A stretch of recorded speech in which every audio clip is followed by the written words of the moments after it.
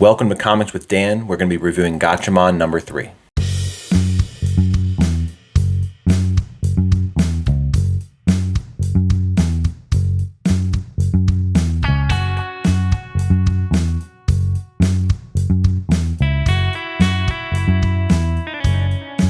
Quick recap. So Galactor has attacked Frangelus with their mecha, and the Science Ninja team has escaped utilizing the Firebird, which is an extremely powerful ability of their ship, the God Phoenix.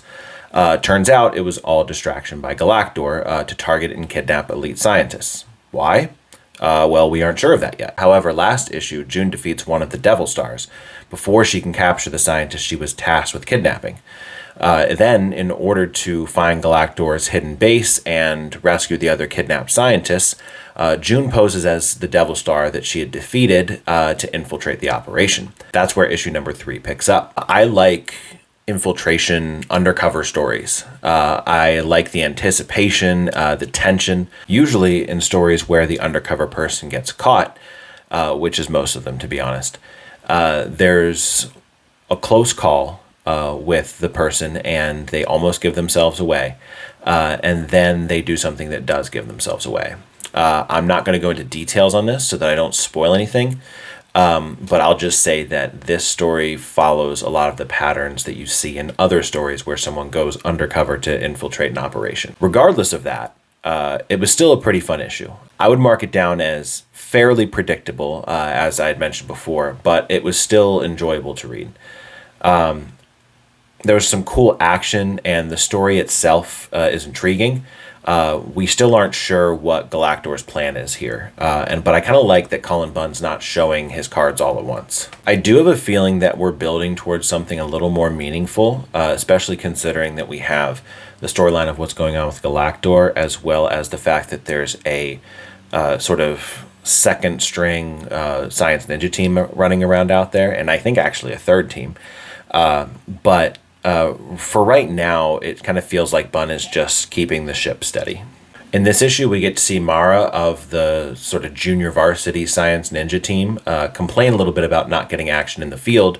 But based on how this ends, my prediction is that that's not going to be the case for long. For the art, I have similar comments as I did before. I had some issues with the stiff faces, so I looked up some clips of the original anime and just to kind of see if it was something that I was missing rather than being an actual issue with the art. And I would say that it's partially that. The stiff faces do sort of make the comic look a little bit more like the classic anime. That being said, I'm still not a fan. I'm all for staying true to the source, but this is something that probably could have been improved upon. I do think that there's some more emotion in these panels, but they still sort of have that plastic look.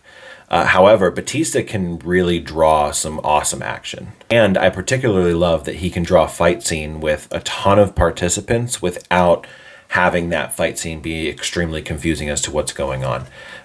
There's plenty of instances in comics where a fight scene, even if it has like more than 3 people, can be extremely convoluted and difficult to follow. But Batista does a really good job in several fight scenes in this issue where there's more than 4 participants, and it's very clear and concise. And so I do really like that about his art. Overall, I can tell that Batista's a really good artist. I think that it might just be that the giant eyes anime style, it's just something that's not for me. Carlos Lopez's colors continue to be the highlight of this book. They're just so bright and cartoony. It's exactly what you would think of whenever someone tells you you're going to read a comic based on an anime.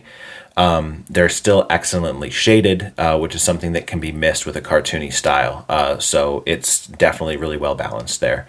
Nothing additional to note here, just another extremely well colored issue. The letters by Buddy Bedoin were good. The technical side of the letters were all there.